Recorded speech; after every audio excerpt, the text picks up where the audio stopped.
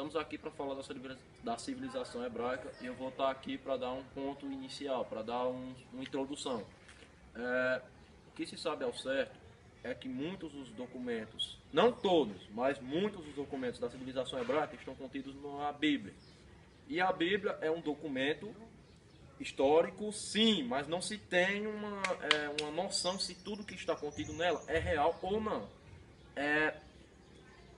A civilização hebraica, pelo que se sabe, ela ficava no meio de um ponto estratégico mais importante daquela época, que era o Rio Jordão, que era onde estavam abrigadas todas as outras civilizações daquele tempo. Fechou? Cortou.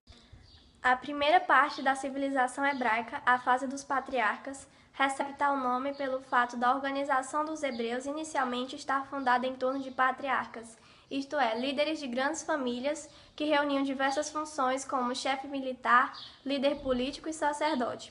Os principais patriarcas foram Abraão, Isaque e Jacó. O que marca a história hebraica é, por exemplo, o chamado de Abraão.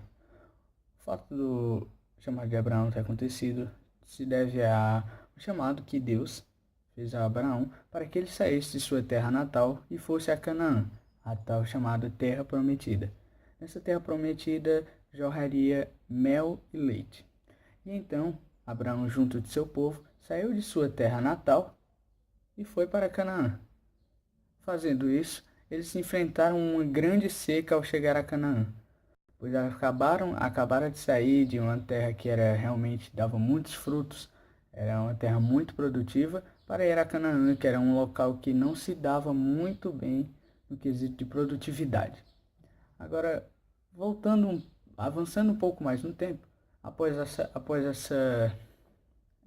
esse longo período de seca, os hebreus acabaram por sair de Canaã e ir ao Egito.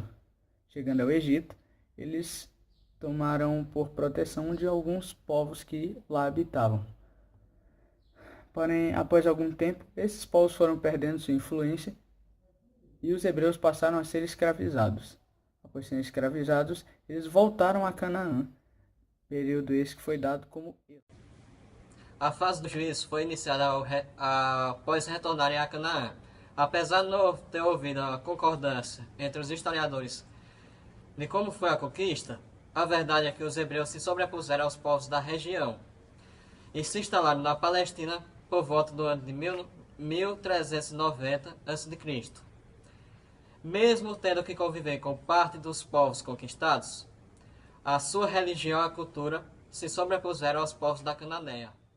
Os juízes exerceram a função de militares, políticos e religiosos a fim de tornar suas ações mais organizadas e de retomar suas terras ocupadas por filisteus.